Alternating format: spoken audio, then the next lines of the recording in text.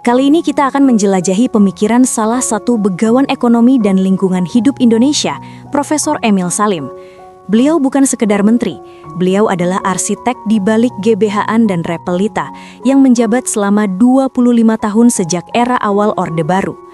Dalam wawancara mendalam bersama Akbar Faisal, Prof. Emil mengungkapkan fakta mengejutkan bahwa di awal pembentukannya, negara dijalankan dengan logika, bukan dengan politik.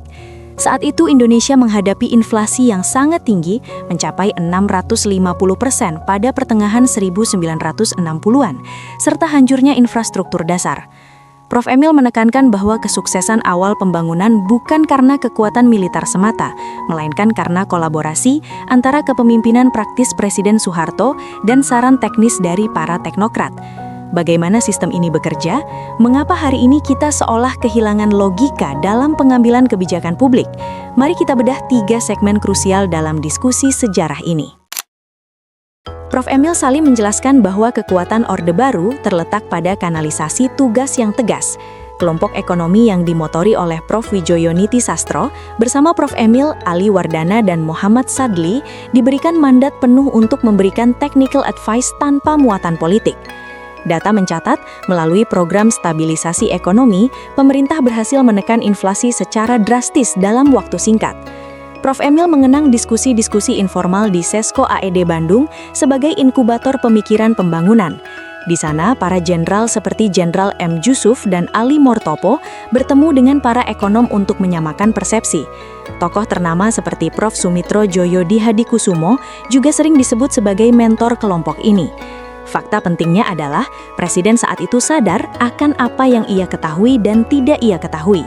Urusan ekonomi diserahkan kepada ahlinya, sementara urusan politik menjadi tanggung jawab kepala negara. Prof. Emil Salim menyampaikan kritik tajam terhadap kondisi politik kontemporer.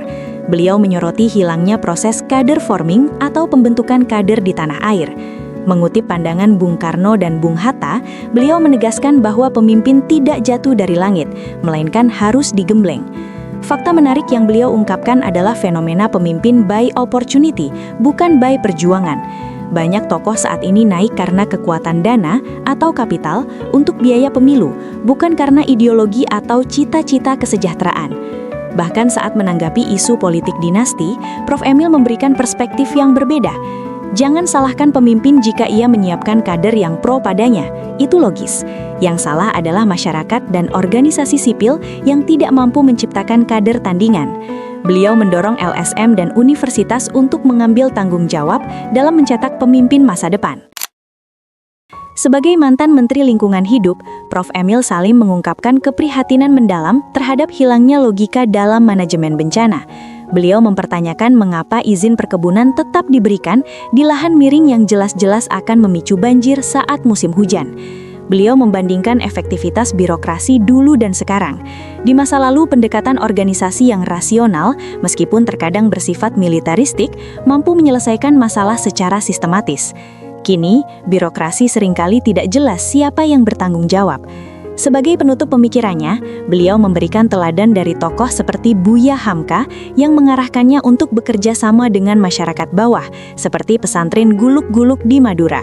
Pesannya jelas, jika negara tidak hadir dengan logikanya, maka masyarakat melalui LSM dan kemandirian lokal harus menjadi garda terdepan dalam menjaga alam.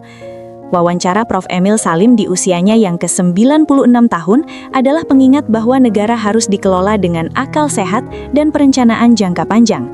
Pembangunan bukan sekedar angka, tapi tentang keberlanjutan dan integritas pemimpinnya. Terima kasih telah menonton, jangan lupa bagikan pendapat Anda di kolom komentar. Wassalamualaikum warahmatullahi wabarakatuh.